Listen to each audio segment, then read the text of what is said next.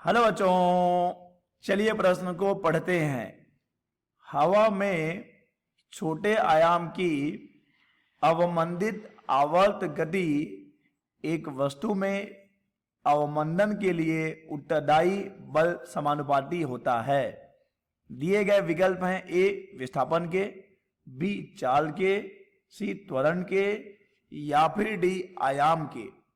तो चलिए सबसे पहले हम लिख लेंगे मूल अवधारणा जिस पर कि यह प्रश्न आधारित है। यह प्रश्न आधारित है अवमंदित आवर्त गति पर। अवमंदित आवर्त गति, ठीक है बच्चों। तो चलिए पहले हम समझ लें कि क्या होती है अवमंदित आवर्त गति। बच्चों, जब किसी वस्तु को उसकी माध्य स्थिति से विस्थापित करके छोड़ दिया जाता है तब वह वस्तु उस माध्य स्थिति के दोनों ओर दोलन करने लगती है।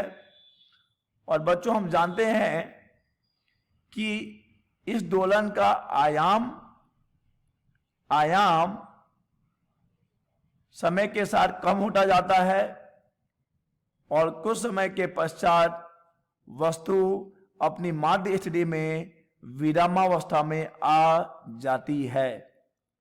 ठीक है बच्चों, इस प्रकार के दोलन को ही हम कहते हैं अवमंदित दोलन।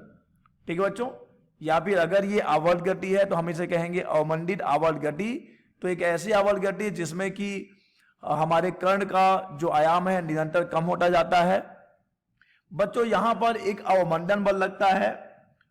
यदि कोई ठोस वस्तु किसी द्रव या किसी गैस में धीमी गति से चलती है तो बच्चों उस पर जो अवमंदन बल लगता है F, जिसे हम FD से दिखाते हैं बच्चों, ये होता है -BV।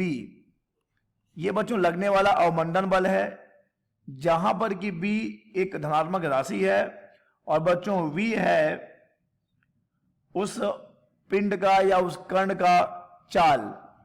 ठीक है बच्चों, तो चलिए इस सूत्र की सहायता से हम आसानी से इस प्रश्न में सही विकल्प का चुनाव कर पाएंगे। हमसे पूछा गया है बच्चों कि हवा में छोटे आयाम की अवमंदित आवर्त गति करती एक वस्तु में अवमंदन के लिए उत्तरदायी बल। तो बच्चों अब हमने अभी देखा कि अवमंदन बल होता है -BV। तो हम यहां से देख सकते हैं कि अवमंदन बल किसके समानुपाती है बच्चों? अवमंदन बल समानुपाती है वेग के या फिर चाल के कह सकते हैं बच्चों। तो इस प्रश्न का सही विकल्प हो जाएगा बी चाल के। इस प्रश्न का सही विकल्प है बी चाल के। आशा करते हैं बच्चों आपको समझ आया होगा। धन्यवाद।